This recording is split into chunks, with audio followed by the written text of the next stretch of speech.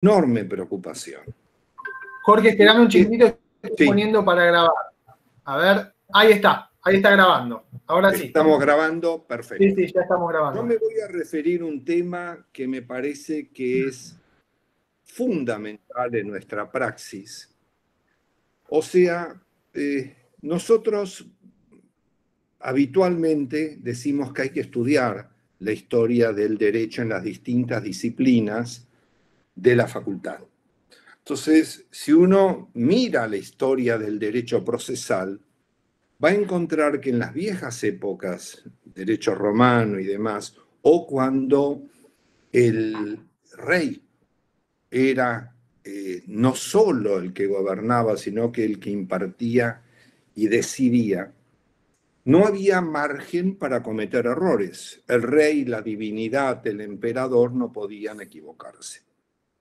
Luego, el mundo empieza a evolucionar, comienza a entenderse que la actividad de aplicar la ley es una actividad humana y falible, y al ser falible, el error no lo paga quien comete el error, sino que los pagan aquellas partes que se ven afectadas por el error. La teoría de los recursos parte de la premisa de la falibilidad del hombre. Es decir, es verdad que los abogados podemos ser perfectos, pero de vez en cuando podemos cometer un error de un lado o del otro lado del mostrador. Del lado del Poder Judicial lo pagan las partes, del lado de la actividad particular, en todo caso lo pagará el abogado frente a la responsabilidad que esto apareje. La teoría de los recursos busca corregir los errores judiciales, para lo cual es necesario, antes de ingresar en la materia de recursos de apelación, recordar que para hablar de recursos, de actos de impugnación, actos procesales de impugnación, se requieren tres recaudos. En primer lugar, que lo que se ataque, que lo que se impugne, que lo que se cuestione, sea una resolución judicial. Fíjense ustedes que bajo el mismo concepto de recurso de apelación van a encontrar actos o remedios o medios de impugnación de resoluciones que no son judiciales. Ejemplo, el Tribunal de Disciplina del Colegio Público de Abogados, el artículo 47 de la Ley 23.187, que es mejor no conocerlo, pero prevé un recurso contra lo resuelto por el Tribunal de Disciplina en cuanto impone alguna de las sanciones que contempla la ley, prevé un recurso ante la Cámara Federal de Apelaciones en lo contencioso administrativo que corresponda. Fíjense que aquí, en verdad, la resolución del Tribunal de Disciplina no es judicial. Bajo ningún punto de vista es judicial. Ese recurso de apelación ante la Cámara es un remedio que no es, en verdad, el recurso de apelación del Código Procesal, el que hoy nosotros vamos a ver y demás. Tampoco lo es aquella, para los que están viendo o verán comercial, aquella resolución que impone una multa por el libramiento de un cheque sin fondo. Mejor no hablemos en esta época lo que va a suceder, supuesto en el cual aquí tampoco hay un verdadero recurso, hay un acto de impugnación. En segundo lugar, para el objeto de la teoría de los recursos debe tratarse, además, de un acto de impugnación interpuesto por partes, por quienes son las partes en el proceso civil. Ustedes van a ver que hay ciertos denominados recursos que en verdad son deducidos o promovidos de oficio por el propio tribunal. Por ejemplo, la elevación en consulta del Código Procesal, artículo 253 bis y 633, o cuando la ley 24.522 prevé que una vez practicada la regulación de honorarios en la quiebra, debe subir el expediente a la quiebra porque podría ocurrir que el síndico no apele.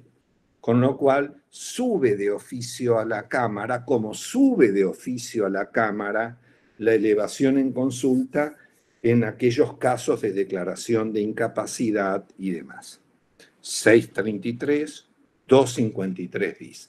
Que conviene ir leyendo los artículos del código de modo que uno pueda entender dónde estamos o en qué ámbito del proceso estamos.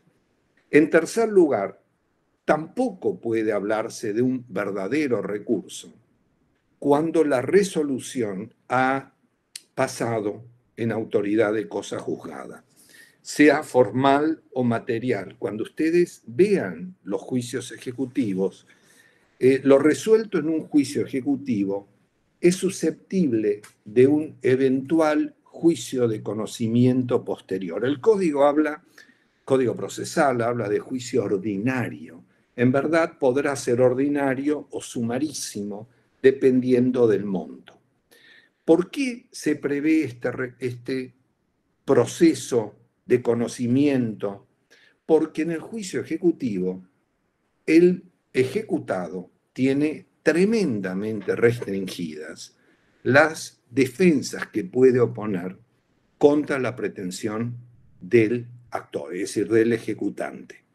No puede oponer defensas causales, no puede invocar que él no cumplió el convenio porque en realidad el ejecutante no lo había cumplido previamente, o porque hubo dolo, porque hubo error y demás. En un juicio ejecutivo, la ejecución descansa en la premisa de solve et repete, pague y después repita.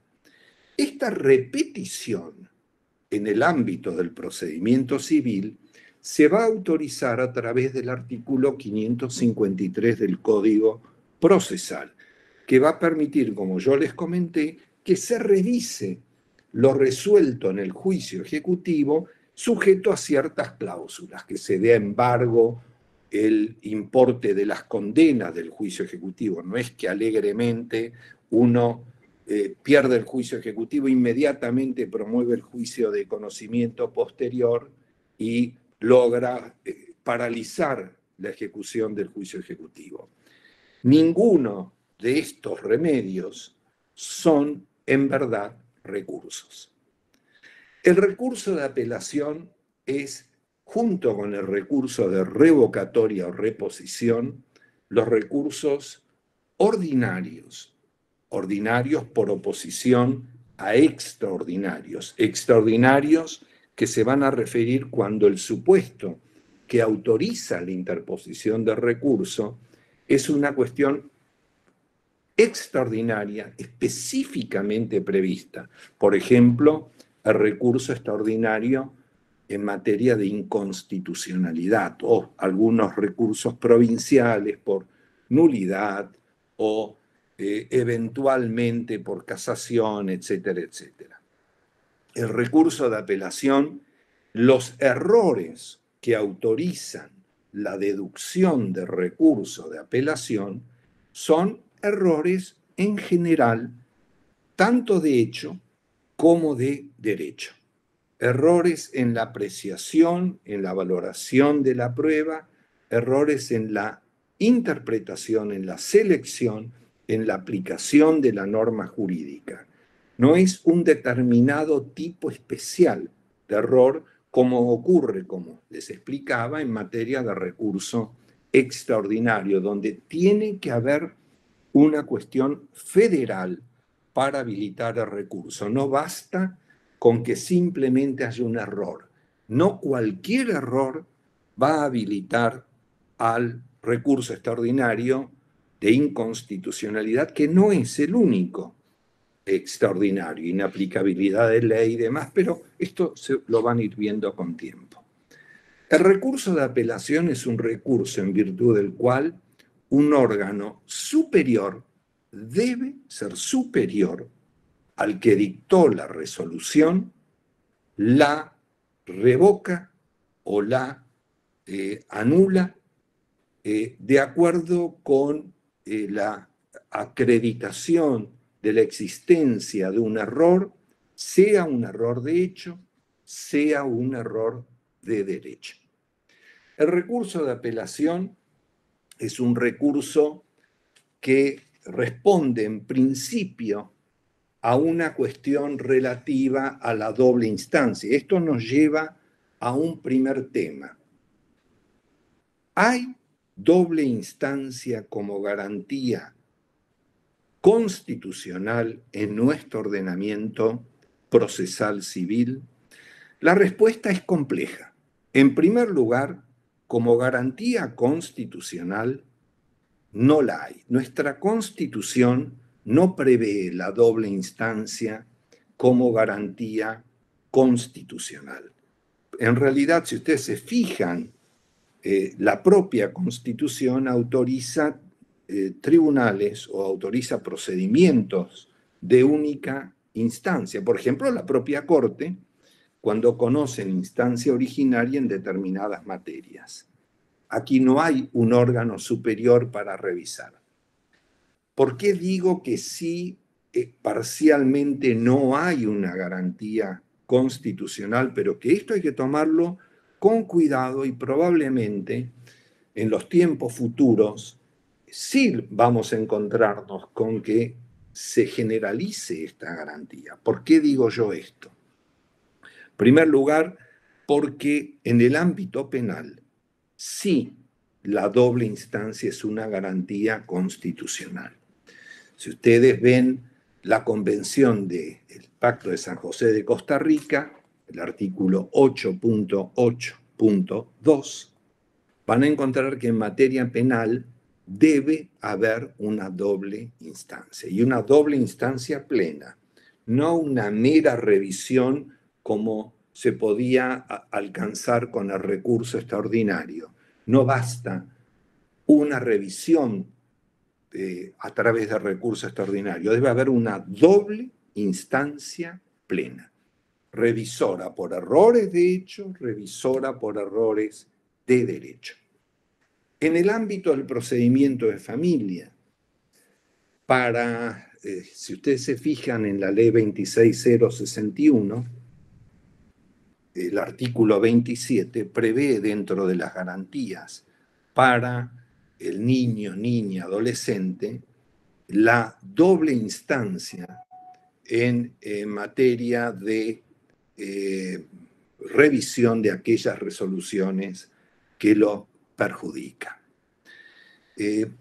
Acuérdense además que esta doble instancia es una doble instancia que va a encontrar su fundamento esencialmente en la ley.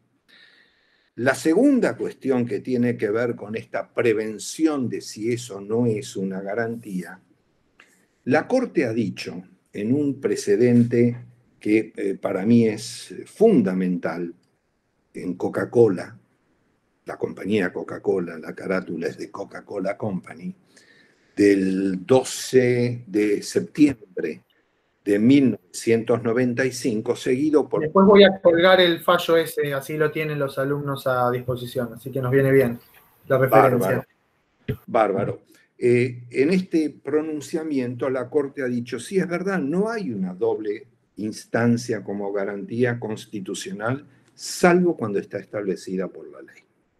Cuando está establecida por la ley, cuando la ley prevé que con respecto a ciertas resoluciones debe permitirse la interposición del recurso de apelación, ejemplo, artículo 198 del Código Procesal, las resoluciones que acuerdan o deniegan medidas cautelares, dice el Código, son susceptibles del recurso de apelación.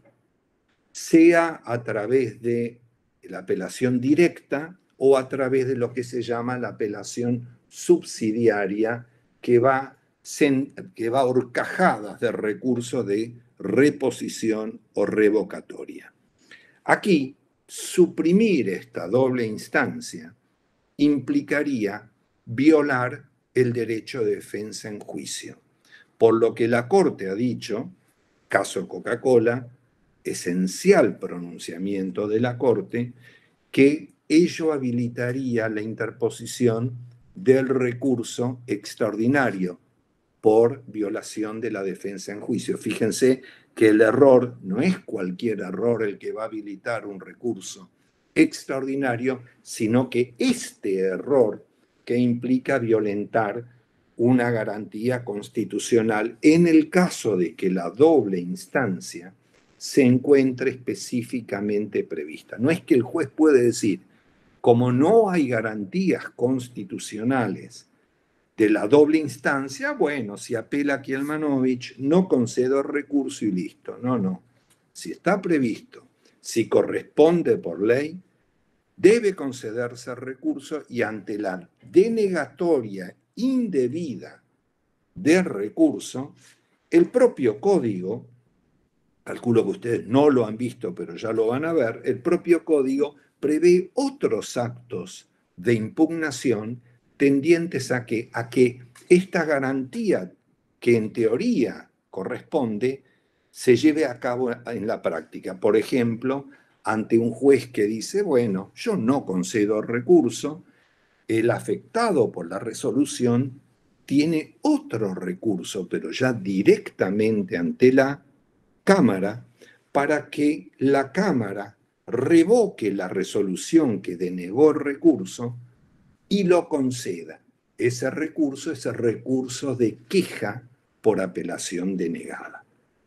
¿Qué resoluciones son apelables por nuestro recurso de apelación? En primer lugar, las sentencias definitivas. Las sentencias definitivas, esto es, aquellas que ponen fin al proceso, artículo 242. Las sentencias interlocutorias. Las sentencias interlocutorias son aquellas que resuelven cuestiones que se suscitan durante el curso del proceso, requieren fundamentación, requieren sustanciación, y estas resoluciones también son apelables, pero acá salvo disposición en contrario. Y son apelables, por último, aquellas providencias simples, que son aquellas resoluciones que dicta un tribunal y que ordenan actos de mera ejecución. Líbrese el oficio, téngase por contestado tal o cual traslado y demás, en tanto y en cuanto esas providencias simples ocasionen un gravamen irreparable. ¿Qué significa un gravamen irreparable? Significa que no pueda ser reparado por la sentencia definitiva. Tomen un ejemplo para entenderlo. La providencia que tiene por no contestada una demanda de oficio. Se contesta demanda, el juzgado se equivoca, no computa que determinado día fue un día inhábil, con lo cual considera de que ha vencido el plazo para contestar la demanda. Esa resolución es una providencia simple. Es un acto de mera ejecución, no requiere fundamentación y demás. Pero esa resolución causa un gravamen irreparable. ¿Por qué? Porque no lo puede corregir el juez cuando dicte la sentencia. ¿Por qué no lo puede corregir? Porque aquel demandado que no contestó demanda, ¿qué no ha hecho? No ha debatido, no ha discutido los hechos afirmados por el actor en su demanda, artículo 356. Acuérdense, con respecto a la no contestación de demanda, el juez podrá tener por cierto los hechos. Quiere decir que tenerlo por no contestado de la demanda le estaría permitiendo al actor que el juez, cuando vaya a dictar sentencia, pueda tener por ciertos los hechos que el actor afirmó a raíz de que el demandado no contestó demanda. Es un pueda, es un poder. En cambio, con respecto a la prueba documental acompañada por el actor en la demanda, la no contestación de demanda va a determinar que esos documentos, en tanto se le atribuyan, se digan emitidos por el demandado, se tengan por reconocidos, se tengan por auténticos. Fíjense, por otra parte, que el demandado, al no contestar demanda, no ha podido ofrecer prueba. Ni prueba a favor de él, ni prueba en descargo, ni prueba para probar en contra de aquellos hechos que afirma el actor como fundamento de su pretensión. Esa providencia simple es providencia apelable. Ojo cuando hablamos de providencias o resoluciones apelables, porque el 242, debido a que como regla la garantía de la doble instancia no es constitucional, ha regulado el recurso de apelación limitándolo por el monto. Una resolución dictada en un proceso en el cual el valor cuestionado sea inferior a 300.000 pesos es inapelable. Habrá gravamen, habrá perjuicio, habrá gravamen irreparable si se quiere, pero si no llega al monto que prevé el artículo 242, juega una regla que a mí me parece tremendamente injusta, que es de lo mínimo no se ocupa el pretor. Claro, 300.000 pesos para el legislador puede ser una suma mínima. Todo es relativo, porque para aquel que en su vida ha visto 300.000 pesos juntos, ese recurso de apelación tiene un contenido económico tremendamente importante. El 242 exceptúa de la inapelabilidad por el monto a ciertas resoluciones, algunas de las cuales tuvimos hablando con su profesor, con Martín Seltzer, por una nota fallo que voy a sacar en la ley, excluye de la inapelabilidad al desalojo, no importa el monto del desalojo, es apelable, incluye como apelables las resoluciones dictadas en los juicios de alimentos. Hoy por hoy tomemos juicios de alimentos tal cual estoy hablando, a la aplicación de multas procesales. Todas estas resoluciones van a ser apelables, no importa el monto. Pero ojo, también la apelación va a depender del tipo de proceso en el cual se dictan las resoluciones. El código no es claro, no es ordenado, sistemático en cuanto al tratamiento de recurso de apelación. Por eso es que tenemos que entenderlo, comprenderlo. Cualquier duda luego la podrán aclarar con el doctor Seltzer, el profesor Seltzer. El código tiene una segunda limitación. No es lo mismo o no es el mismo margen de apelación el de un juicio ordinario que el de un juicio sumarísimo. Básicamente la diferencia, muchos de ustedes se podían preguntar, ¿por qué ordinario y por qué sumarísimo?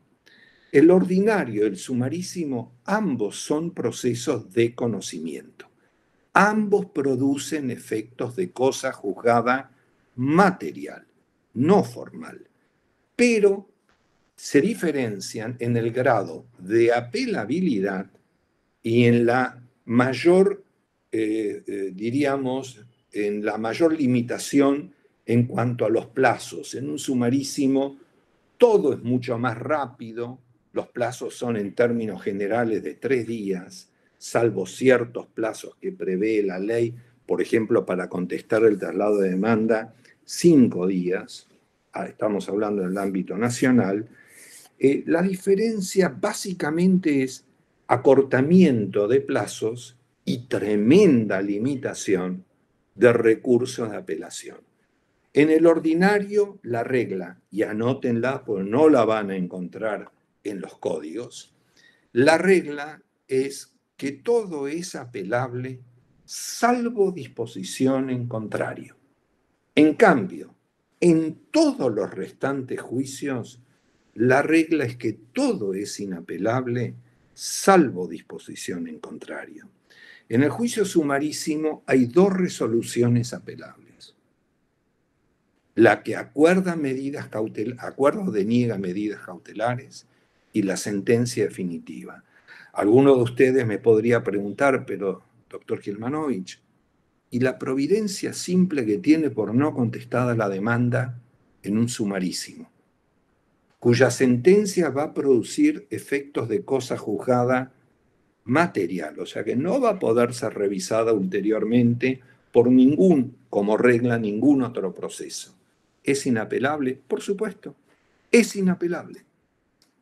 Es verdad que con la creatividad y además con el planteo de la excepcionalidad del agravio que surge acá, habrá que discutirlo en tribunales, pero para el Código Procesal, las dos resoluciones apelables en un sumarísimo son la que acuerda o deniega medidas cautelares y aquella que pone fin al juicio sumarísimo.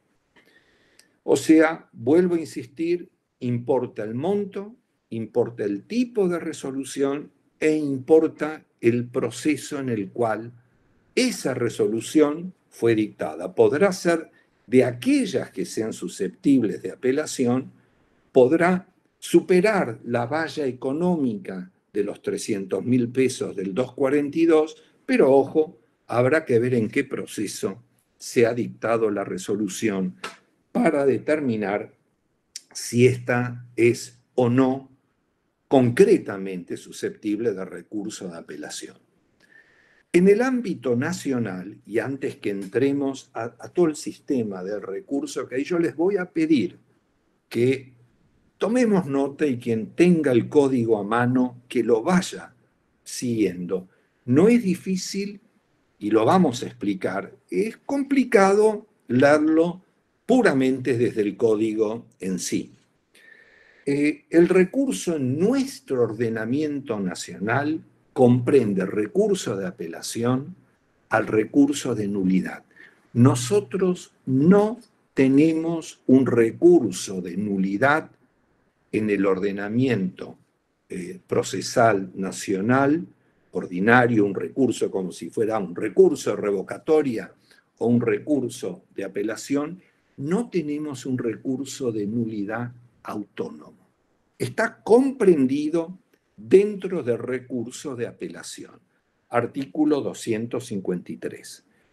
El recurso de nulidad es por irregularidades, por defectos, por vicios de la propia resolución. Una sentencia dictada por quien ya no es juez porque fue destituido, porque cesó en el cargo, o firmada por quien no es el juez y demás. No son los únicos supuestos.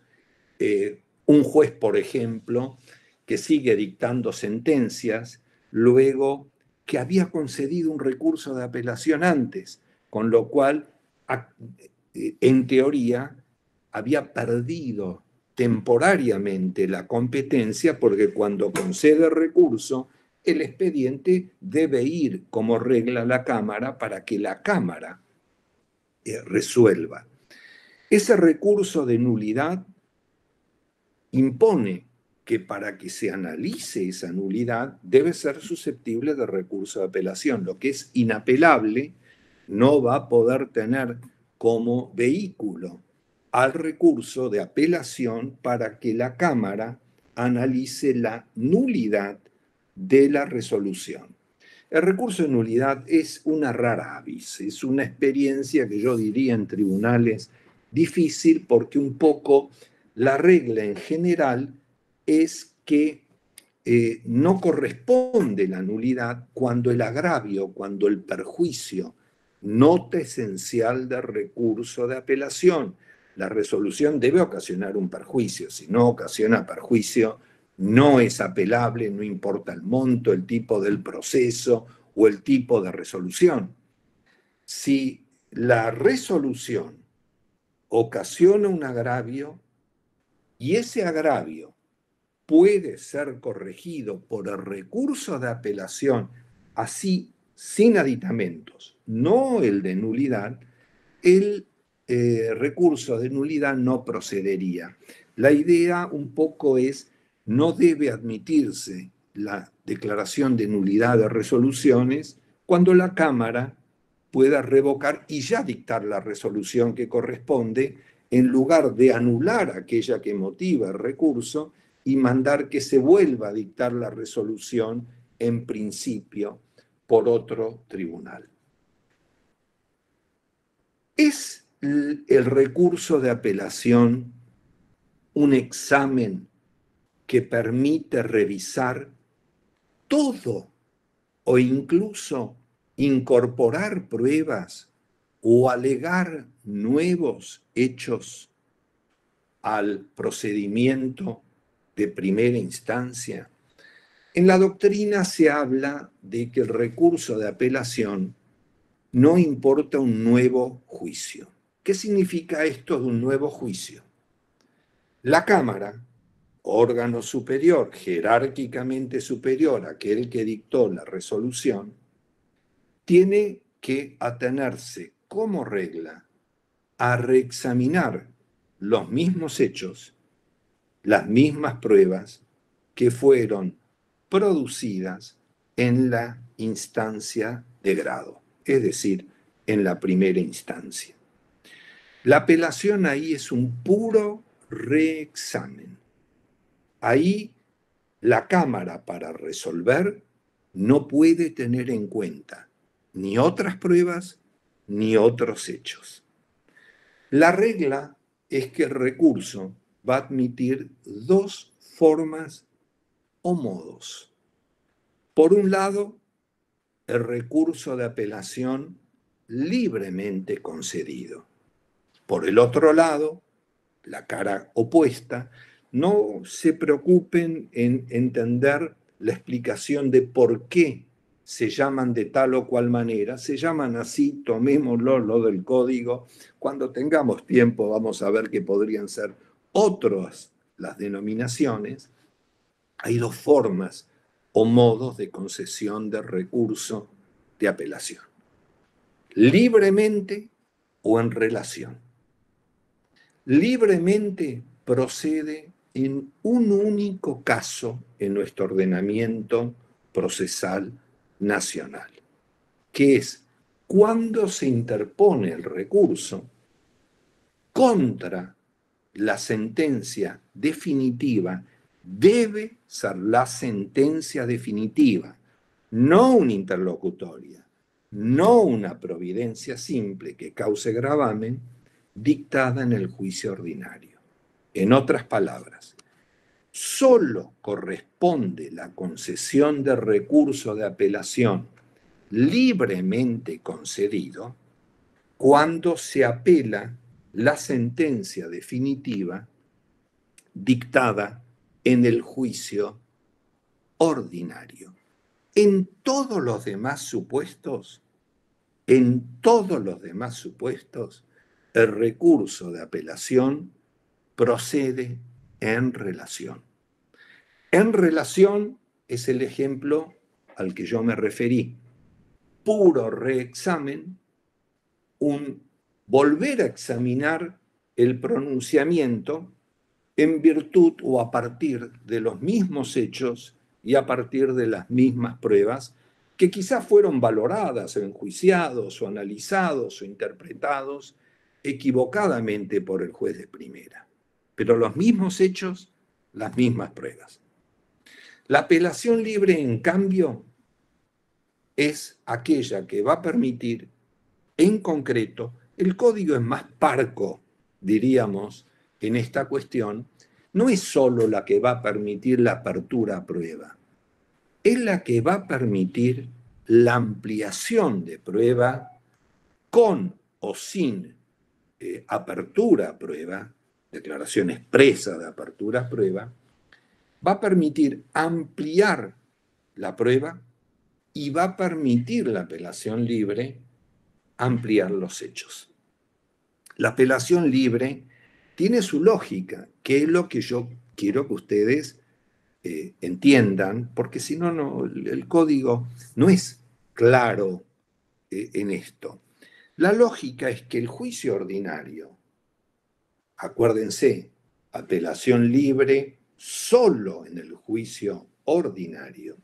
El juicio ordinario es el que permite la mayor amplitud de debate, tanto con respecto a los hechos, que van a poder ser debatidos, objetos de la prueba y objetos de la sentencia judicial para resolver el conflicto, como es el proceso que va a permitir la mayor cantidad de pruebas. El criterio es un criterio donde en el juicio ordinario el conocimiento es exhaustivo. El juez puede entrar a conocer en toda la relación jurídica que da motivo a la demanda. Fíjense que en el juicio ejecutivo, como yo expliqué hace unos minutos, el conocimiento no es exhaustivo, es fragmentario, es parcial. El juez, para resolver si un cheque es un cheque, no puede conocer de toda la relación jurídica, sino solo de si ese título es un título circulatorio, una letra de cambio, un vale, un pagaré, o si es un cheque, por ejemplo, o expensas y demás. En el ordinario, en el juicio ordinario, el conocimiento es exhaustivo. Y por ende, la apelación libre va a acordar una serie de facultades sumamente importantes, pero tremendamente importantes. Si bien tremendamente importantes, muy poco observadas en la práctica. En la práctica probablemente hay un desconocimiento o diríamos descuido. O un carácter medio restrictivo a veces de la Cámara, ¿no? En no querer entrar a empantanar los expedientes, digamos. Como dice Martín, es correcto. Hay por un lado que no empleemos las facultades, me refiero a abogados. Ahora vamos a ver si del apelante o del apelado nada más, y al mismo tiempo un criterio, como bien ha dicho el doctor Seltzer, restrictivo en la Cámara. La Cámara trata de no resolver los recursos admitiendo la producción de prueba en Cámara. Pero, ¿qué es lo que permite la apelación libre para que entendamos la restrictividad con la que opera la Cámara y para que entendamos la importancia de no olvidarnos? El margen de error está cada vez más presente. Con todo el respeto, el cariño, muchos de los jueces, algunos integran la cátedra, nos conocemos, el margen de error no descansa en la figura del juez perezoso o en la figura del juez inepto. La cantidad de juicios que deben resolver, la cantidad de juicios que día a día llegan a nuestros tribunales, incluso inadvertidamente, la mediación obligatoria es un buen medio para resolver conflictos, pero también es un vehículo para introducirlos, porque una vez que no llegué a un acuerdo en la mediación obligatoria, hasta por razones económicas, caducidad de la mediación, los honorarios del mediador y demás, bueno, doy un paso más, ingreso en tribunales, y nuestros tribunales están abarrotados de pleitos. Y como viene el panorama actual, va seguramente a producirse una mayor cantidad de litigios y en la cantidad se produce el error. Y este error debe ser corregido porque, repito, el error del juez, quizás ahora empezamos a entenderlo un poco más, no lo paga el juez. El error del juez lo paga el actor o el demandado, o ambas partes.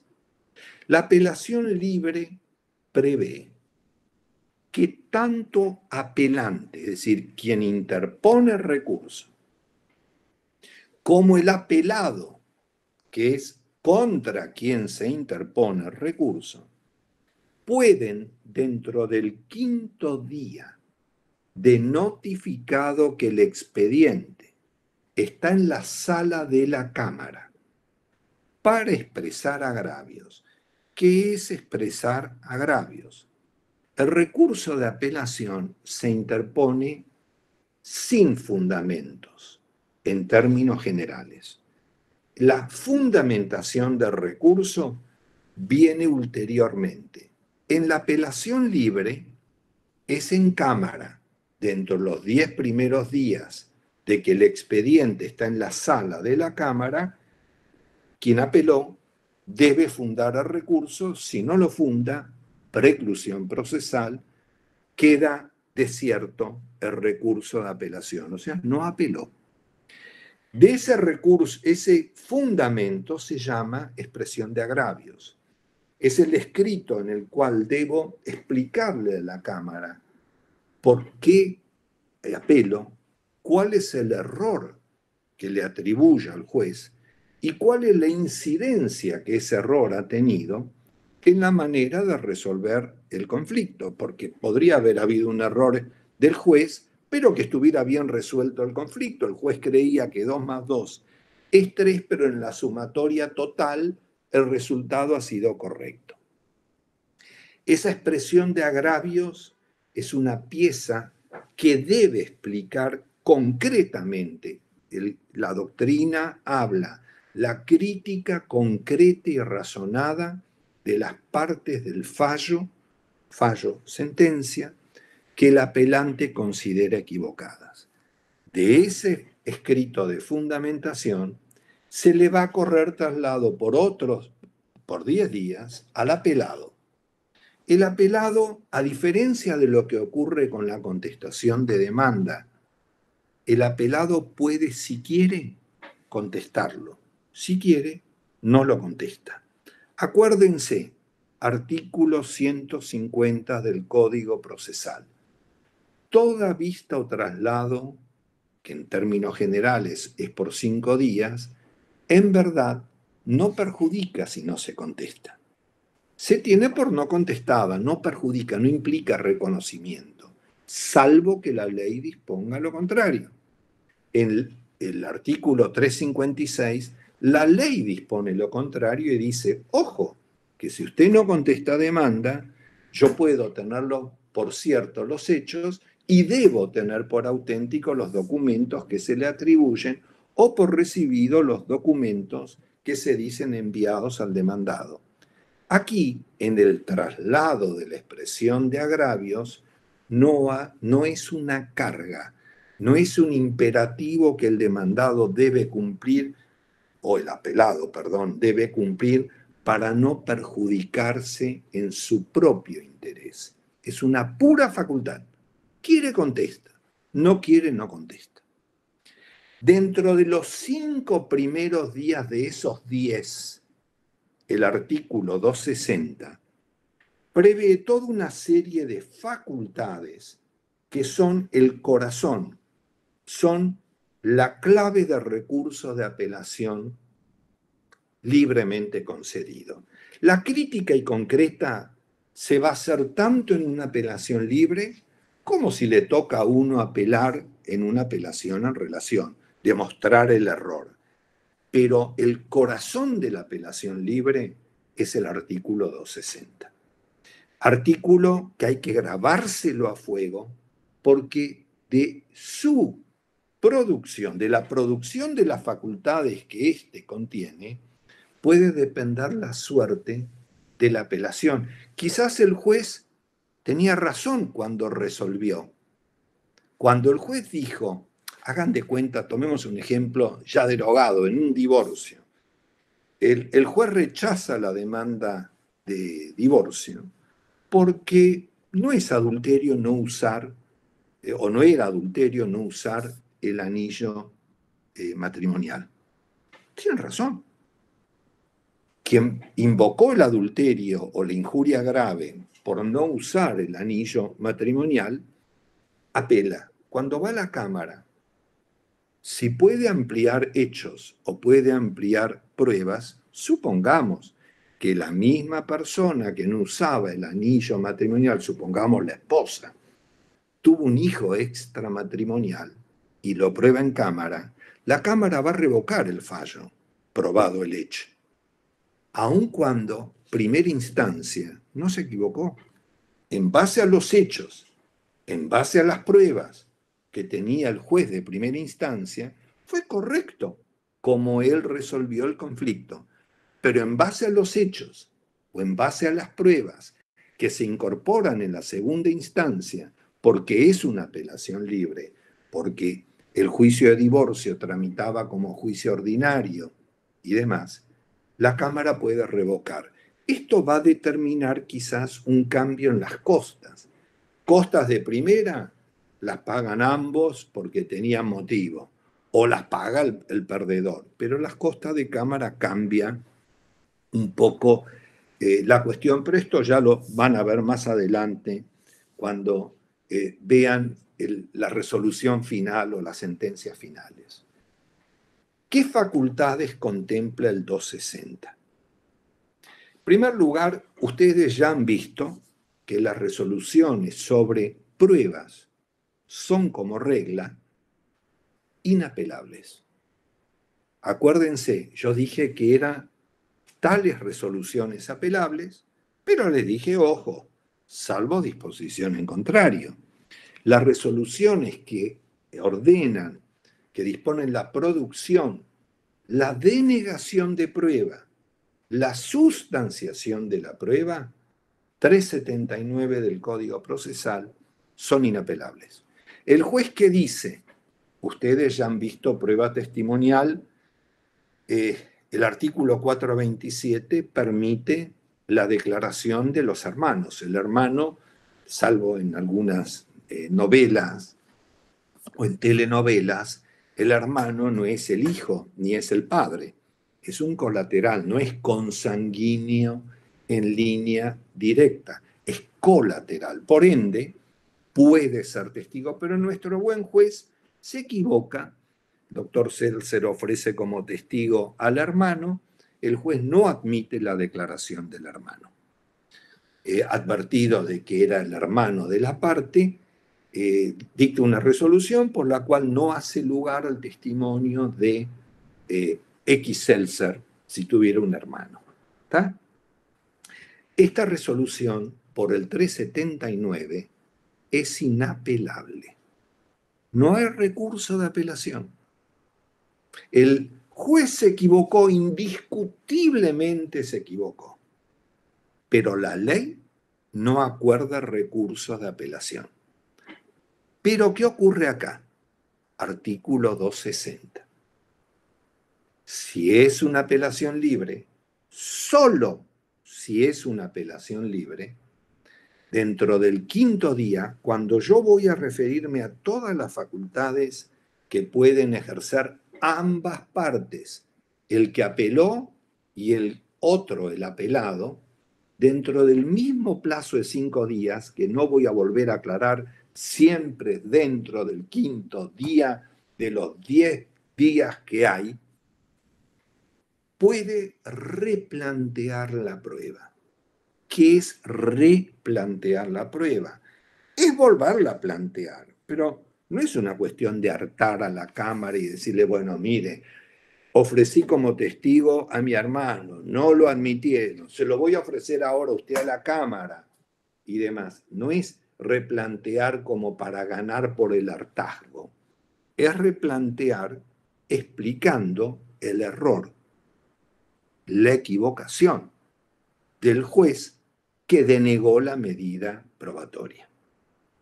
Yo acá, en lugar de un recurso de apelación, tengo esa facultad dentro del quinto día de replantear explicándole a la Cámara que el juez se equivocó porque el hermano puede ser testigo. No está excluido por el Código Procesal. Artículo 427. Aquí es donde, si el doctor Seltzer hubiera querido intervenir, aquí es donde se aplica ese criterio restrictivo de la Cámara, porque la Cámara, en principio, no le va a admitir el replanteo de prueba, salvo que además del error, se demuestre la incidencia que tendría la prueba. Pues supongamos que diga, sí, el hermano puede ser testigo, pero todos los medios probatorios producidos en el expediente prueban determinado hecho de determinada manera. La Cámara normalmente va a echar mano de una muletilla que yo algún día creo que deberíamos analizar, que el tribunal es soberano en la selección de los hechos, no está obligado, dice, a seguir a las partes en... Ya lo hemos comentado, por supuesto. Wow. Es una de las mayores arbitrariedades que existe. Como no están obligados a seguir todas y cada una de las pruebas, dicen, bueno, yo valoré un testigo, pero ¿por qué valoró ese testigo y no a otro? Etcétera. Ya lo estuvimos... Ven que tienen un muy buen adjunto y además que están con Antonio y con Candelaria también, todos y buenos auxiliares, pero además como no lo dicen también que están en una buena cátedra. Seguimos con esto. Ahí viene el tema del criterio restrictivo y, como decía Martín, indebidamente restrictivo. Eso no está obligado a seguir a las partes en la alegación de los hechos. O sea, yo dije tal hecho y la Cámara me dice, o el juez me dice, no, mire, yo no estoy obligado. Viola el deber de congruencia. No está obligado a seguir a las partes en las pruebas. Y acá estamos en un problema. Pero es en un problema que, en definitiva, solo en el juicio ordinario puede ser salvado. Es verdad que dependerá de un criterio de amplitud, que yo en realidad no diría que es un criterio de amplitud. Creo que es el criterio de aplicar la ley como dice la ley. El replanteo, en la medida que ha habido un error, el juez no puede adivinar si ese único testigo que no declaró, porque mi argumento es engañoso, pueden haber 10 medios de prueba que digan que yo soy negro, pero quizás el único testigo que declara, pues no me han visto la cara, porque no hemos ido a tribunales, porque ya no hay audiencias presenciales, ese único testigo que no dejan declarar, porque dicen, es un medio de prueba y hay 38 que dicen lo contrario, ¿cómo sabe la Cámara lo que el testigo va a decir? Pero eso es harina de otro costal, lo veremos en otro momento. Replanteo de prueba solo en el juicio ordinario. En un sumarísimo, el hermano no puede ser testigo, quéjense a Dios.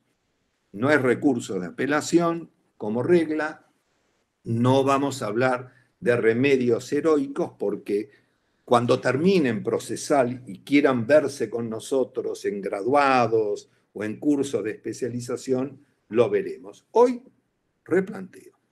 En segundo lugar, dentro del mismo plazo de 5 días, la ley permite acompañar documentos. En una apelación en relación, yo no puedo acompañar prueba documental. Acuérdense, no hay ampliación de prueba, no hay ampliación de hechos. La apelación en relación es un reexamen de lo que el juez tuvo a la vista, la prueba, y los hechos alegados en primera, punto y aparte. Sin embargo, en la apelación libre se permiten incorporar prueba documental. ¿Qué prueba documental?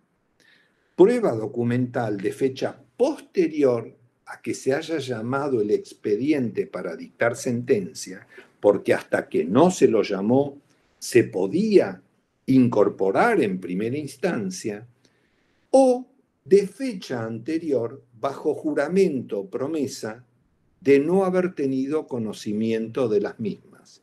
Ejemplo, está revisando un cajón y encuentra la carta donde el deudor reconoce la obligación de fecha anterior al llamamiento de autos. Autos es el expediente, llamamiento es cuando el juez dice, vengan los autos a despacho que voy a dictar sentencia, encuentra esa carta, si es una apelación libre, la puede incorporar, sea de fecha anterior o sea una carta de fecha posterior a la resolución que llamó el expediente para que el juez dicte sentencia, la puede incorporar en la apelación libre dentro del 5º día. Fíjense cómo tenemos ya 2 posibles medios probatorios. Los replanteos de prueba, que no tienen por qué ser solo prueba testimonial, la prueba que se replantea, y en segundo lugar, la prueba documental que se incorpora. Ya la Cámara, para resolver esa apelación de si tiene razón el apelante o el apelado, ya va a poder resolverlo analizando si ha permitido la producción de la prueba y obviamente la incorporación de la prueba documental, que no depende de su criterio por más restrictividad que tenga que tener, porque si el documento es de fecha anterior o bajo juramento de no haber tenido conocimiento del mismo, salvo que la parte contraria pruebe que el hecho es falso, que sabía de ese documento y que no lo incorporó, no es que la Cámara puede decir, no, mire, todas las facultades del 260 quedan a criterio de la alzada, se lo admito o no se lo admito. Tercer lugar, porque sigue. La apelación libre permite pedir prueba confesional sobre hechos que no fueron materia de esta prueba en primera instancia. Ustedes saben que la prueba confesional es aquella en virtud de la cual se ponen posiciones a la contraria. ¿Qué es posiciones? Posiciones es que jure que es cierto un hecho que yo comienzo por jurar. Jure como que es cierto que Kielmanovich tiene una camisa celeste, el absolvente debe decir sí o no. Cuando yo formulo la posición, yo ya estoy reconociendo que mi camisa es celeste. Si yo hubiese dicho, juré como que es cierto que Kielmanovich tiene una camisa roja y demás, bueno, yo estaría reconociendo que tengo una camisa roja y demás. Esta prueba se produce en primera instancia de 2 maneras. A través del interrogatorio por posiciones, lo que se llama la confesión judicial por posiciones, redactadas de esta forma media rara, producto de cientos de años de historia y de la mezcla del derecho alemán germánico, de los pueblos germánicos, con el derecho canónico y obviamente el derecho romano. Jure como que es cierto, jure como que es cierto que usted dejó de pagar el alquiler. El demandado, en este caso el inquilino, contestará sí o no. Si no contesta, el juez puede tener por cierto el hecho. Si responde por evasivas, me parece recordar, no estoy demasiado seguro, señor juez, creo que lo pagué y demás, el juez podrá tener en cuenta sus evasivas también para tenerlo por absuelto fictamente. La redacción de las posiciones está hecha, y yo sé que Martín me va a decir que no es tan necesario que lo hablemos ahora, pero así de paso refrescamos conceptos. La redacción de las posiciones están hechas de manera tal que lo que hiere, que lo que perjudica es el sí. Están redactadas, jure como que es cierto que Martín no estuvo en la clase de hoy, no al revés. De modo que si Martín no va a la audiencia, si llega después de la media hora o no contesta, la respuesta es sí, es cierto. Martín no estuvo en la clase de hoy. Esta prueba se ha producido en primera instancia, la discusión, pero no viene ahora al caso, si ha debido haber o no prueba confesional para que yo pida en cámara confesión judicial sobre hechos que no fueron materia de esta prueba en primera. Vamos a suponer que sí se produjo y la posición fue: jure como que es cierto que Martín no estuvo en la clase, jure como que es cierto que Martín no usaba corbata, jure como que es cierto que llegó tarde. Un ejemplo. Cámara. Yo podré preguntar: jure como que es cierto que no explicó la clase. Es un hecho que no fue materia de esta prueba en primera instancia. Fíjense que hasta acá estamos. Replanteos de pruebas en plural indebidamente denegadas, y agrego, dadas por perdidas por negligencia. El replanteo no es solo por lo que el juez no me dio indebidamente, es también por lo que el juez me hizo perder indebidamente. El juez declara negligente mi conducta en cuanto a la producción de una prueba, yo puedo pedir el replanteo. Fíjense que acá, tema 1, amplío las pruebas que el juez no me admitió, que el juez me hizo perder por negligencia o caducidad probatoria, que es lo mismo. No, es similar, solamente que es más enérgica la caducidad probatoria. En segundo lugar, él puede incorporar prueba documental, prueba que no estaba en primera. Esa prueba amplía el material probatorio a la documental. La tercera, puedo pedir confesión judicial a la contraria sobre hechos que no fueron materia de esta prueba en primera. Aquí sí me extraña un poco el silencio de Martín. Aquí sí que se van a encontrar con una cámara que diga: no, mire, no, usted ya produjo prueba en primera, no ha lugar, el criterio es restrictivo, etcétera, etcétera, como diciéndole: ¿por qué no preguntó lo que tenía que preguntar en primera instancia y se lo guarda para ahora? Porque, ojo, alguna de las críticas de la doctrina es: si yo juego con esto y tengo una cámara, diríamos, muy formal, que dice: sí, lo puede hacer Kiermanovich, yo me puedo guardar ciertas posiciones para cuando ha concluido el juicio, cuando ya se ha producido la prueba y demás. O sea, que es un tema que se las trae, y yo no estoy hablando acá de pedir confesión para probar lo que sería el cuarto supuesto. Ustedes han estudiado ahora, y no es para preocuparse, es para escuchar, es para estudiar, y luego para preguntar cuando hablen, seguramente en la próxima clase. Ustedes han estudiado hechos nuevos. Ustedes saben que los hechos deben ser invocados como fundamento de la pretensión en la demanda, como fundamento de la defensa en la contestación de demanda.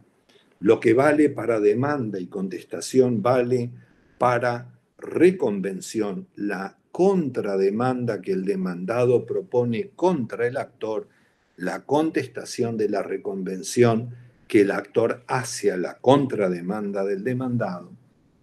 Y el código permite en ciertos procesos, sin lugar a dudas, en el ordinario, la alegación de hechos nuevos. ¿Qué son los hechos nuevos? Son aquellos hechos que para el actor esto no lo explica el código bien. De hecho, yo creo que lo explica mal. El hecho nuevo es el hecho que ocurre por la fecha o se conoce anterior para el actor una vez que él notificó la demanda. ¿Por qué digo esto? Artículo 331. Porque mientras no notificó la demanda, lo que él conoce debió haberlo incorporado en la demanda. Debió sofrenar su ansiedad y su necesidad de notificar la demanda, esperar, modificar la demanda, y una vez modificada la demanda, notificársela al demandado.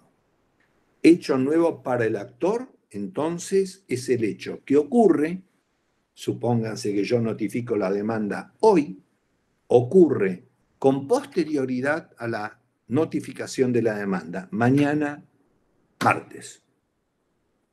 O que se conoce con posterioridad a la notificación de la demanda, parecido a lo de los documentos. Yo me entero mañana de un hecho que había ocurrido hace 5 meses.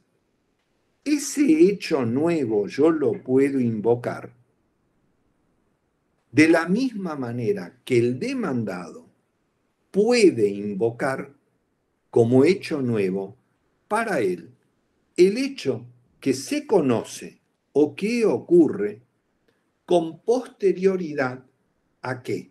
A la contestación de demanda. Porque lo que él conocía al momento en que todavía no había presentado la contestación de demanda, debió incluirlo en la contestación de demanda. El hecho contesta demanda hoy, mañana ocurre este hecho o mañana toma conocimiento de un hecho anterior, tiene 5 días, uno y otro, para alegarlos como hechos nuevos. 5 días ¿desde cuándo? 5 días hasta estos 5 días contado desde la notificación de la audiencia preliminar.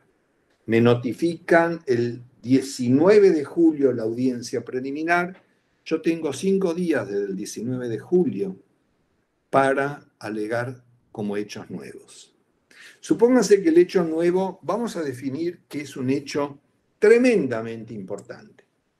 En la época del divorcio, vamos a suponer que se habían promovido demanda, contestación de demanda, no pasaba nada. El marido decía que la mujer era adúltera, la mujer decía que el marido había sido el adúltero. Pasan los meses en el juicio, se convoca la audiencia preliminar, se notifica la audiencia preliminar y la mujer, que nunca había mirado a otro hombre que no fuera el marido, tuvo un hijo con otra persona. Imposible que fuera del marido. O sea, es un hecho nuevo, además de escabroso, interesante y con enorme virtualidad probatoria. Yo tengo 5 días para notificarlo desde que me llegó la notificación de la audiencia preliminar del artículo 360.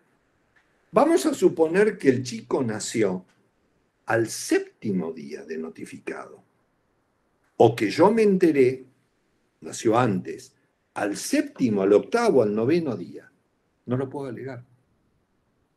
No lo puedo alegar porque el código prevé 5 días.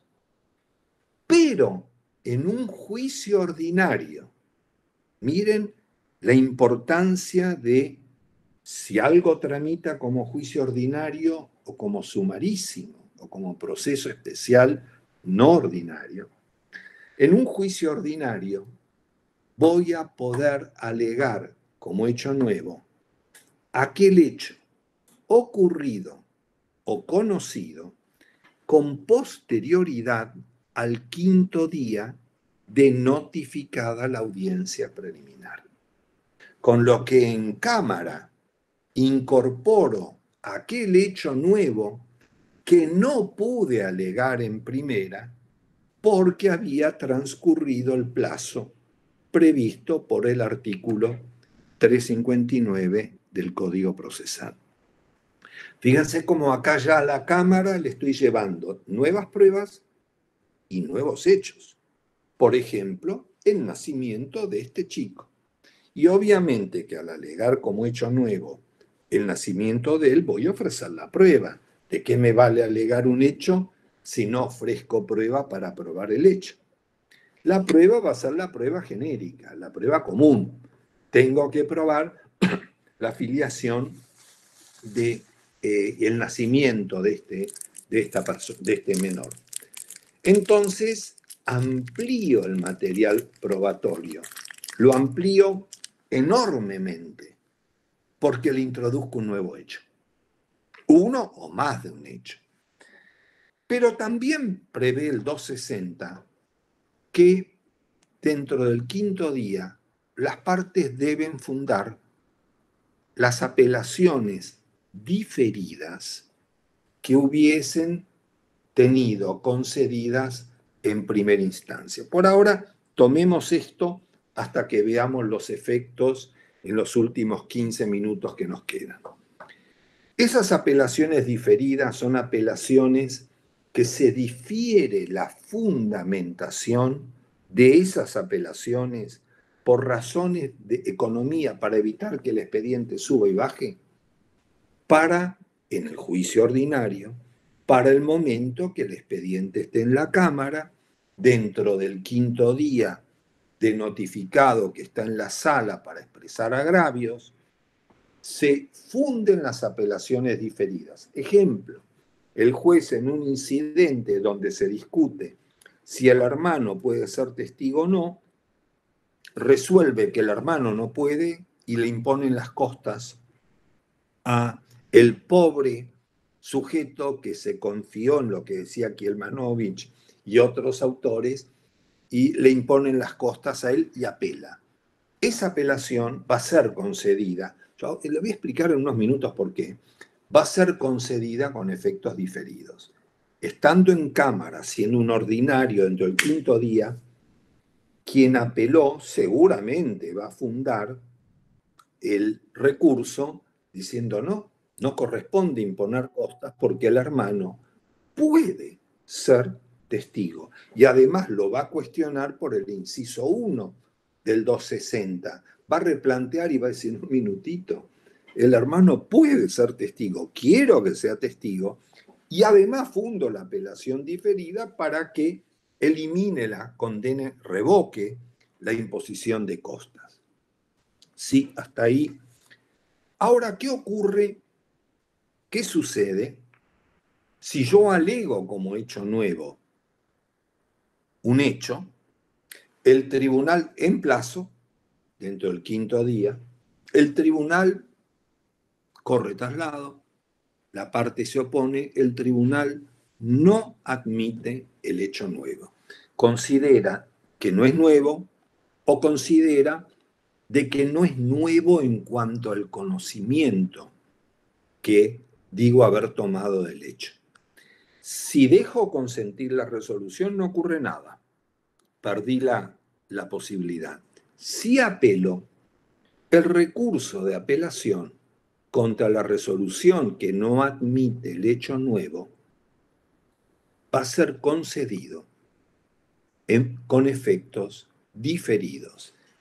Llegado a la Cámara, un año después, apelé la sentencia definitiva, llegó a la sala, dentro de los 5 primeros días hago todas estas facultades, una de ellas es fundar la apelación diferida, interpuesta y concedida contra la resolución que no admitió el hecho nuevo.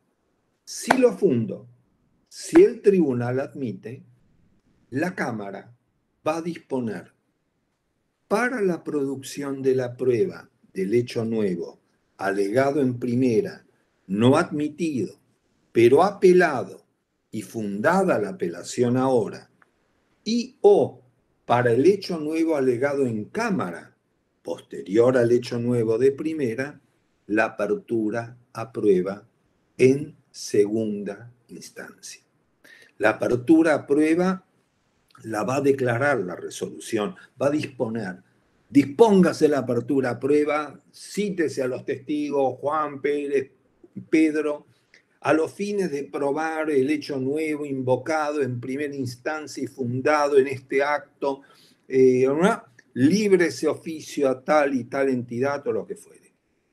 Fíjense cómo acá la Cámara, en una apelación libre, tiene más pruebas, más hechos, tanto sea el hecho nuevo alegado en primera como no, que no fue admitido en primera equivocadamente, si es que esto se prueba en Cámara, como el hecho nuevo alegado en Cámara, que no se podía haber alegado en primera, por la fecha, por la cronología en que se había producido este hecho. La apelación libre es y permite un conocimiento exhaustivo. No importa en este momento si en la práctica se lo restringe indebidamente, bien manejado, y en un tribunal, diríamos, que se ocupe artículo 2 y 3 del Código de Decisiones razonablemente fundadas, el Código Civil y Comercial, deberían admitirse, y repito, son el corazón de la apelación libre. Estas son las facultades. Muchas de estas facultades se dejan de usar, porque se ignora de que estas facultades son las que permiten la apelación libre. O a veces deja transcurrir el plazo de 5 días, solo contando el plazo de los 10 días para expresar agravios. Con respecto, si esto fuera poco, y les aclaro que es mucho más claro, por lo menos creo yo, déjenmelo pensar así, lo que uno explica que lo que vemos en el código. Otra de las cuestiones que tiene el recurso son los efectos. El recurso de apelación prevé dos grupos de efectos en función de si la resolución apelada es susceptible de ejecutarse mientras está pendiente el recurso o en su defecto si queda suspendida. El recurso de apelación como regla en el ordinario, en el libremente concedido, no cabe más que con efectos suspensivos. No hay clasificación de efectos suspensivos y lo contrario de efectos suspensivos, que para el lenguaje de ustedes y para el mío también podría haber sido no suspensivos. Para el código, lo contrario de suspensivo es devolutivo.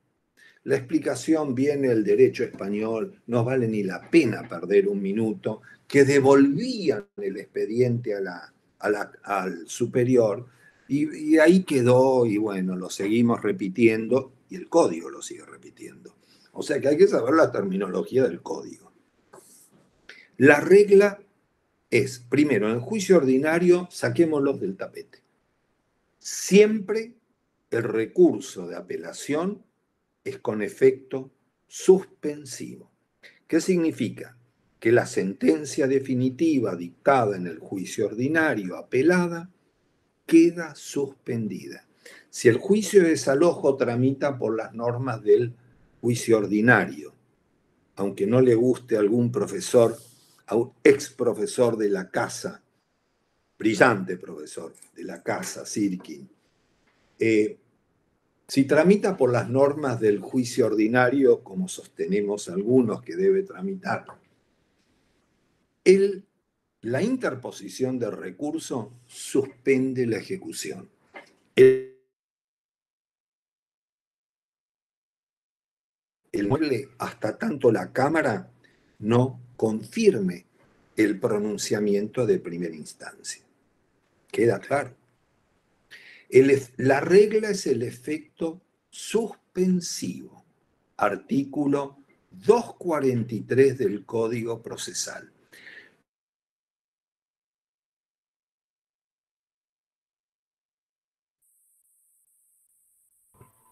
A ver, ¿a ustedes se les cortó también? Sí, profe. Sí. Sí. Jorge, se cortó Sí. desde ¿Querés que vas a explicar suspensivo después de 243. ¿Empiezo de vuelta? Es después de que aclaraste lo del 243. Bueno, empiezo ahora. Sí, ahora se escucha perfecto. Bárbaro. Decía que el efecto suspensivo es aquel que implica que la resolución... parece que no quiere que hable del efecto suspensivo. Qué raro, porque estaba transmitiéndose perfecto. Perfecto. No entiendo qué pasó. A ver, es rarísimo. Una pelada. No. No, de vuelta, es rarísimo. Justo cuando empezaba la explicación. Cuando empezaba a hablar algo. Espero que esto no sea un problema de. Claro, de que no queremos que hable de ese tema. Claro, y del profesor adjunto, porque ya con los profesores que uno tiene. Ahí se escucha perfecto. Ahí se escucha bien. No sé qué. No, se escucha bien. Se escucha, ahora te estamos viendo y escuchando perfecto. Bueno, continúo. Sí. Decía, el 243, el efecto suspensivo, ya la tercera vez hasta yo lo voy a aprender bien. Que el efecto suspensivo es aquel que deja en suspenso la resolución apelada. El inquilino desalojado no debe desocupar el inmueble. La regla es que siempre procede con efecto suspensivo, 243, salvo, y esto grábenselo a fuego, que la ley disponga lo contrario. El efecto devolutivo no depende del criterio del juez. El efecto devolutivo, que implica que la resolución apelada se puede ir cumpliendo provisionalmente, no depende de la bonomía o de la generosidad del juez. Depende de la ley. Si la ley prevé el efecto devolutivo, el juez debe conceder el recurso con efecto devolutivo. Ejemplo, juicio de alimentos. Cuando el juez hace lugar a la demanda de alimentos, el apelante interpone el recurso se debe conceder, obviamente, en relación, no es juicio ordinario, y con efecto devolutivo, porque así lo prevé la ley. El efecto devolutivo va a permitir que las cuotas fijadas en esa sentencia, 10.000 pesos por mes, en el mes de junio, dicta la sentencia, junio, julio, agosto, septiembre, hasta que la Cámara no resuelva el recurso, el demandado sigue adeudando y se puede promover la ejecución de estas cuotas. O sea, no es teoría esto, no es en abstracto, esto es en concreto y demás. El efecto devolutivo solo procede respecto de resoluciones que la ley marca que deben concederse de esta manera. Ustedes han estudiado medidas cautelares. Las medidas, el recurso de apelación. No, pero no importa. Algo vimos, o sea que se puede hablar. No, perdón, yo me refería a las auxiliares. Con las clases que vienen. No, perdón, yo me refería al adjunto y a los auxiliares. Ah, bueno, yo no lo estudié todavía. Ah, bueno, ya lo estamos viendo. O sea, yo estaba preocupado al comienzo. Así que me gustaría escucharlo. Bueno, así que aprovecho. En materia de medidas cautelares, el artículo 198 prevé que el recurso contra la resolución que acuerda una medida cautelar debe ser concedido con efecto devolutivo. Piensen ustedes, ¿de qué vale que yo le embargue al deudor los últimos $100 que tiene si cuando me apela me suspendería el embargo y dispondría de los $100? Es de la esencia de una medida cautelar que el recurso deba hacerlo con efecto devolutivo. Algún día, cuando tengamos tiempo, o se lo preguntarán a Seltzer, es de la esencia y hay alguna excepción. Por ejemplo, la ley de amparo, pero en otro momento.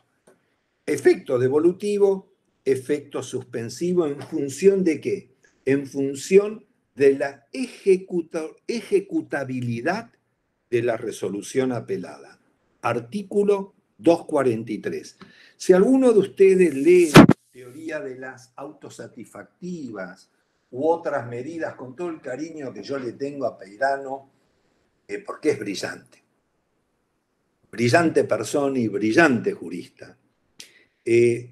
Las autosatisfactivas en el ámbito nacional nacen muertas, porque al no estar reguladas, no tienen el efecto devolutivo, con lo cual nos encontramos con que si un juez, en lugar de acordar algo como una medida cautelar, que sí tiene el efecto devolutivo, lo acuerda bajo el nombre, ropaje, de autosatisfactiva, pues suena moderno, etcétera, etcétera, se va a encontrar con que quien interpone el recurso contra la autosatisfactiva, el juez debería acordárselo con efectos suspensivos, porque no hay ninguna norma, y no la puede haber, porque las autosatisfactivas no están reguladas en nuestro código. Donde está regulado, hay algunas provincias que lo han hecho, sí. El segundo grupo de efectos, y les robo 2 minutos más. No, pero no hay problema, no hay problema. El que quiera aprovecharlo, la verdad que tiene la oportunidad de escucharte hoy, se queda. El que no, se irá. Aguanten estos 2 minutos. Discreción, Jorge, la verdad que... Aguanten estos 2 minutos, por lo menos los profesores que se queden para hacerme compañía y además para aprender. No digo lo de... Ay, se cortó de nuevo. Claro, pero eso, te das cuenta, es cuando nos quiere decir algo a nosotros, se corta. El sistema es sabio. A ver si vuelve. Pero qué raro es de pronto. Sí, es por la... Bueno, a ver, Jorge, se cortó. ¿Sabés por qué se cortó esta vez? Porque el sistema identifica cuando nos quisiste decir algo a nosotros. Bueno, entonces si ahora se censura. Se equivocaron los profesores, porque la única vez que iba a hablar bien de ellos, me cortaron el... Bueno, para concluir, el efecto sigue, ¿no? ¿Se escucha? Sí, se escucha perfecto. Bueno, el efecto dividido en función de cuándo se funda, cuándo se sustancia y cuándo se resuelve, puede ser clasificado en efecto inmediato y en efecto diferido. Inmediato, ¿qué significa? Que a la interposición del recurso le sigue naturalmente la etapa de fundamentación, dentro del 5.º día normalmente.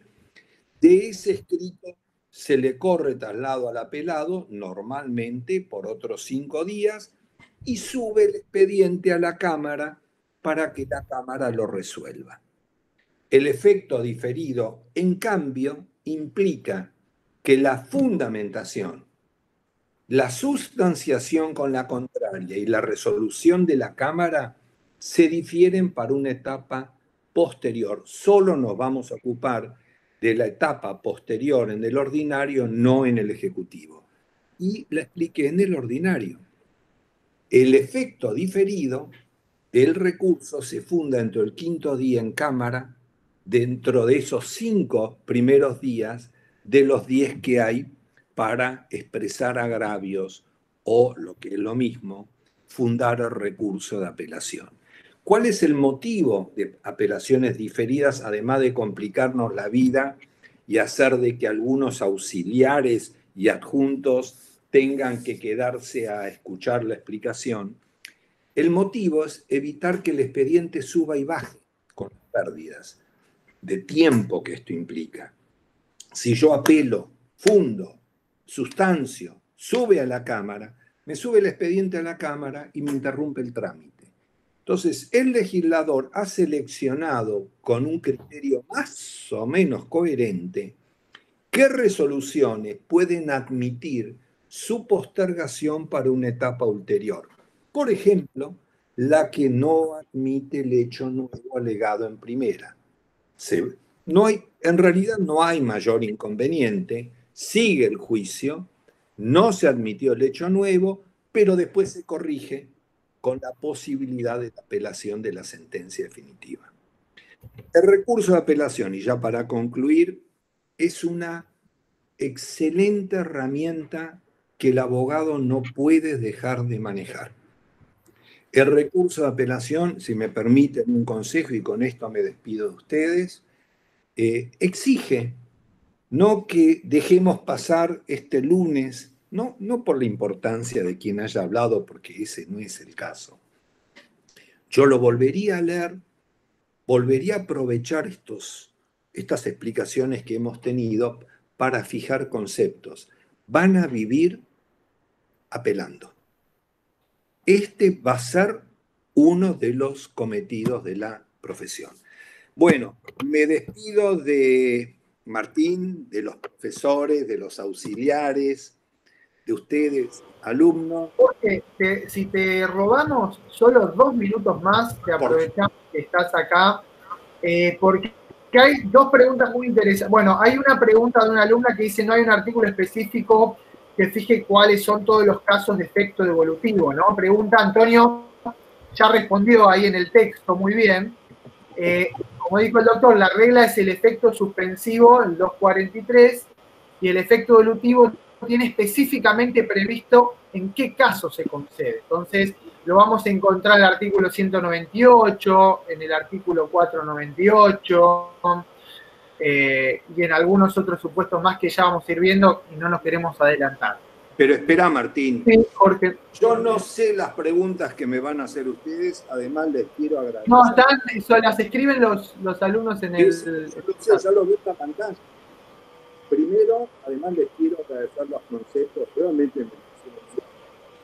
En segundo lugar, obviamente sé los programas, pero para esa pregunta tan inquisitiva del alumno, quería saber su nombre, por lo menos para dirigir. Jorge, una cosa, se está escuchando, ahora te vemos bien, pero se escucha mal, ¿puede ser? Como que estoy apagado el micrófono. Ahí se volvió a escuchar bien. Perdóneme, esto es obra de Seltzer. Estoy hablando acá sentado. Fíjense que me levanto. Para la alumna que hizo esa pregunta, que además me encanta porque esta es una profesión para gente. Un artículo, miren lo que es la memoria. Hay un artículo de Loutaí. No, Jorge, espera. ¿No tenés algún auricular? No tengo nada. Ahí está. Yo les puedo pedir un favor a todos, si quieren seguir siendo docentes, que dejen de echarme la culpa a mí, porque si no, los alumnos van a empezar a conocer a otros docentes, por lo menos que dejen de echarme la culpa. Le decía a la alumna, lo va a encontrar en internet, en Google, Loutaí separado, es un brillante autor procesalista, brillante. No nos conocemos cara a cara, pero por lo que escribimos. Él tiene un artículo donde numera todas las apelaciones con efecto devolutivo. Voy a escribir el nombre. Loutaí Rania, Martín. Ahí lo escribí. Y la segunda pregunta, antes que me Y la segunda, que es muy interesante, tengo una pregunta. En caso de efecto delutivo, si la Cámara luego le da la razón a quien perdió en primera instancia, ¿se deberá devolver las cuotas que pagó hasta este momento? Es interesante por el uso de la palabra cuotas, por si se refiere a mí me gustaría, bueno, hagámoslo para la próxima charla, además elegí un tema vos para que yo esté de vuelta con ustedes, pero démonos los nombres. ¿Es Juan Ignacio López? No. Sí, Juan Ignacio López, y la anterior era Agustina Lucía Tawil. A usted, Agustina, vuelvo a insistir, busque en Google, se copia de Loutaí, que es un genio. De cualquier manera, quédese tranquila, cada tanto el código define cuáles devolutivos, cautelares, alimentos, rechazo in limine de determinadas excepciones, etc. La pregunta de Juan Ignacio López. Juan Ignacio López. Brillante su pregunta. Muy bueno. Va a generar dos cuestiones. En primer lugar, los alimentos por un criterio tradicional, pero les quiero aclarar por este tipo de preguntas complicadas que para la próxima vez voy a preguntarle yo a usted. Así no.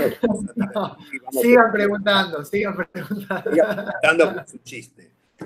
El Código Civil y Comercial como regla prohíbe la repetición de alimentos, salvo entre coobligados. Si yo le pasé a quien decía que era mi hija en una demanda de reclamación de filiación y el juez le fija alimentos, le digo que no va a haber repetición, aunque la Cámara luego revoque y diga, no, la hija, esta no es la hija de Kielmanovich, a esta le gusta ingeniería, odia la abogacía, odia procesal, etcétera, etcétera. No voy a poder repetir, porque se considera hasta inmoral diríamos, la devolución de lo percibido. Fíjense que hay un caso que seguramente Martín les va a explicar, que es Camacho Acosta. Camacho Acosta tiene durante el transcurso del juicio, y tiene que ver con lo que usted me pregunta. La diferencia es que en materia de alimentos así lo prevé el código. Exacto. O sea, justo la pregunta de Juan Ignacio que venía a cuento de cuando vos explicabas alimentos, la ley específicamente prevé... ¿Ves que soy un buen alumno de Seltzer? La irrepetibilidad. Bueno. Y la regla de Juan Ignacio es la devolución. Igual ahora, Jorge, a ver lo de Camacho es interesante. Fíjense lo de Camacho. Camacho Acosta sufre un accidente. Mientras tramita el juicio, pide que le den una prótesis, porque además sufría daños y incomodidades derivadas de la pérdida de miembros. La Corte convalida como medida cautelar algunos autores y muy querido Peinar de autosatisfactiva. Además, la Corte, en el fallo, a los que sostienen la teoría de las autosatisfactivas, muy bien la Corte admite como medida cautelar que se le provea. Juan Ignacio, ¿usted se imagina un juez que si la Cámara mañana revoca, mande un oficial de justicia con un patrullero a sacarle la prótesis? Hay un criterio de no repetibilidad de ciertas obligaciones. En materia de alimentos, como decía Martín, está previsto por la ley. Ojo, en la explicación es moral, pero ojo, algún proyecto de reforma del código, si mi memoria no me falla, 1990, proyecto de Atilio Alperini, gran jurista desaparecido, lamentablemente a una joven edad, el proyecto de Atilio de 1998 sí permitía la repetibilidad. Es más inmoral, pobre, por algo. Perdón, Jorge, perdón. Lo último que es importante, justo se fue un poquito, que vos estabas explicando, y ahí se fue el sonido, que hay tipos de obligaciones que no van a ser repetibles hasta por disposición de la ley, o si se quiere, por cuestiones atinentes a la moral, al orden público. Yo, Camacho Acosta, no hay ninguna norma que diga no remueve. Claro, pero ¿cómo le van a sacar la...? Pero no me lo imagino. Bueno, quizás la Corte cambia de criterio. Yo no quiero dar ideas a nadie. ¿Algo más, Martín? No. Bueno, muchas gracias. Ahí los alumnos estuvieron agradeciendo los que se habían ido. Se ve que tienen otra materia ahora, pero muchísimas gracias, Jorge, Antonio, Candelaria. Es un placer tenerte. Yo creo que para los alumnos también.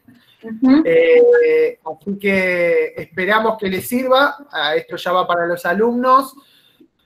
No siempre tenemos la posibilidad de tener al titular explicando, así que gracias, Jorge, y no sé si hay algo más para decir, Antonio, Candelaria, pero nos vemos el jueves. Así es, nos vemos el jueves. Yo les agradezco a ustedes nuevamente, un placer, y bueno, Martín, cuando lo dispongas por el tema que te parezca, está conmigo. Bueno. es lo mínimo que debo hacer, es el mínimo aporte que debo, que además va a ser para mí. Así que tengan un muy buen día. Muchas gracias. Muchas gracias, igualmente. Hasta luego. Gracias, doctor. Hasta luego. Chao, Antonio. Chao, Daniel. Chao.